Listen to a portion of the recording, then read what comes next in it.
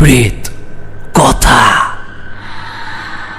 এখানে গল্প নয়, ঘটনা শোনানো হয়। 1 বছর আগে ঘটা ঘটনা। আমার কাকার বয়স প্রায় 40 হবে। আমরা থাকি হুগলি জেলার ত্রিবেণী নামক একটি ছোট্ট শহরে। আমার কাকা পেশায় একজন টোটো চালক।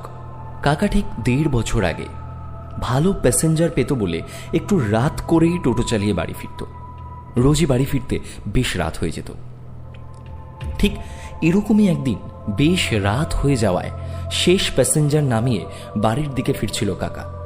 হঠাৎ করেই সোজা রাস্তা দিয়ে কাকা না গিয়ে অন্যমনস্ক হয়ে অন্য রাস্তায় ঢুকে পড়ে।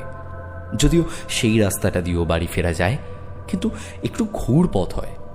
তো যাই হোক, অনেকটাই যেহেতু চলে এসছে রাস্তা, তাই জন্য কাকা আর ব্যাক করেনি। আর ওই রাস্তাটা দিয়ে যেতে গেলে একটা কলেজ পড়ে, আমি নামটা বলছি না। কলেজের সামনের রাস্তাটায় রাতের বেলায় খুব একটা লোকজন যাতায়াত করে না। আর যেই রাত্রিবেলায় কাকা ফিরছিলেন তখন অনেকটা রাত হয়ে গেছে, যেহেতু তখন লোকজন আশাই করা যায় না।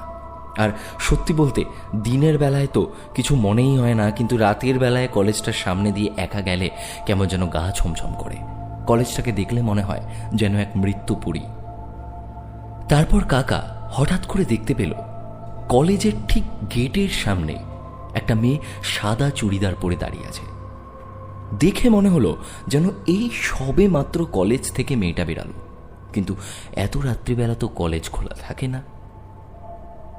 মেয়েটি কাকার টোটোর দিকে হাত বাড়িয়ে বলল, টোটো দাঁড়াও। কাকা কোনো কিছু বোঝার আগেই টোটোটাকে মেয়েটার সামনে নিয়ে গিয়ে দাঁড় করালো। কাকা কিছু বলতে যাবে, ঠিক সেই সময় মেয়েটা কাকাকে জিজ্ঞাসা করল, কালীতলা যাবে?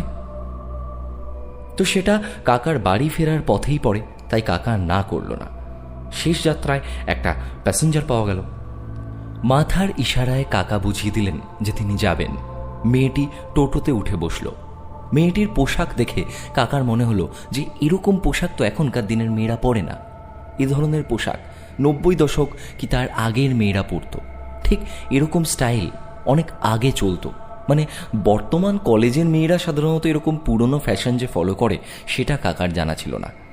তাই কাকা মেয়েটাকে টোটোতে তোলার পর থেকে কন্টিনিউয়াসলি ভেবে চলছেন যে এখনকার দিনের মেয়ে, কিন্তু পোশাক আশাক এরকম পুরনো দিনের মতো কেন।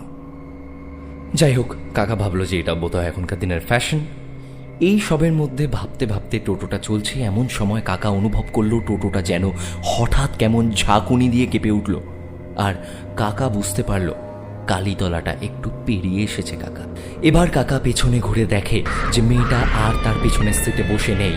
এই দেখে কাকা মারাত্মকভাবে চমকে গেল যে আমি রাস্তায় টোটো থামাইনি, তাহলে মেয়েটা কোথায় গেল? মেয়েটা কি লাফ দিয়ে টোটো থেকে নেমে পড়ল? এই চিন্তায় কাকা টোটোটাকে একটু পিছন দিকে নিয়ে গেল। কাকা দূরে দেখতে পায় যে সেই মেয়েটি দাঁড়িয়ে আছে এবং তার সাথে একটি ছেলেও দাঁড়িয়ে আছে।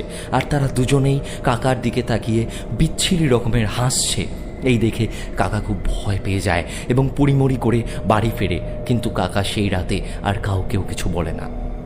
এই ঘটনার কিছুদিন পরে কাকা আবার একদিন রাত 8টা নাগাদ ওই কলেজের দিকে প্যাসেঞ্জার ছেড়ে এইদিকে ফিরছিল।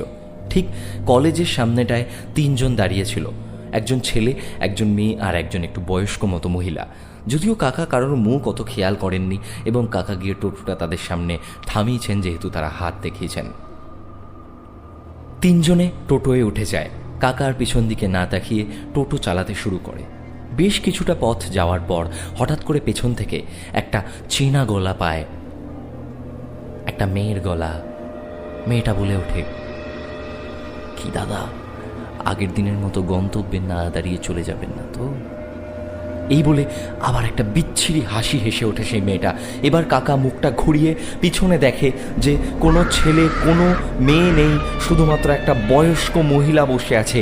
কাকা থতমত খেয়ে যায় যে টোটোয় ওঠার সময় তো 3 জন ছিল, একটা ছেলে, একটা মেয়ে আর একটা বয়স্ক মহিলা, কিন্তু এখানে শুধুমাত্র একটা বয়স্ক মহিলা কেন বসে আছে? সে মহিলাটাকে জিজ্ঞাসা করে যে আপনার সাথে যে 2টো ছেলে আর মেয়ে ছিল তারা কোথায় গেল? মেয়েটা বলে ওঠে, কই, আমার সাথে তো কেউ ছিল না, আমি তো একাই ছিলাম। এটা শুনে কাকা আবারও ভয় পেয়ে যায়, আর সেই দিন বাড়ি গিয়ে সবটা বলে। আর কাকার সেই রাতে ধুম জ্বর আসে, যে জ্বর কোনো ওষুধেও কমছিল না। তখন একজন ঝাড়ফুঁক করা হয়, তাকে ডেকে আনা হয়। তিনি সব ঘটনা শুনে আর গুনে বলল যে অনেক দিন আগে মেয়েটি ওই কলেজেই পড়তো, আর মেয়েটি ও ছেলেটি একে অপরকে ভালোবাসতো।